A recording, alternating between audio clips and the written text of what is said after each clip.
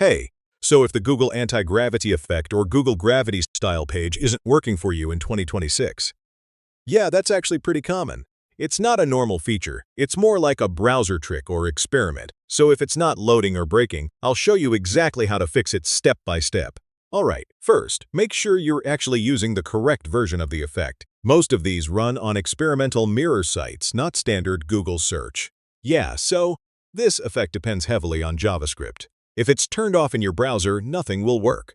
Go to your browser settings and make sure JavaScript is enabled. Next, add blockers or privacy extensions can break these effects. Try disabling them temporarily and reload the page.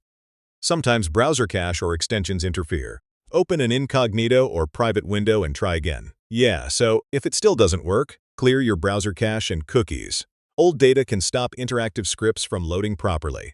Make sure your browser is updated. Older versions may not support these interactive effects properly anymore. If nothing works, try a different browser like Edge or Firefox. Some versions handle these effects better than others. So yeah, that's how to fix Google Gravity or anti-gravity style effects when they're not working.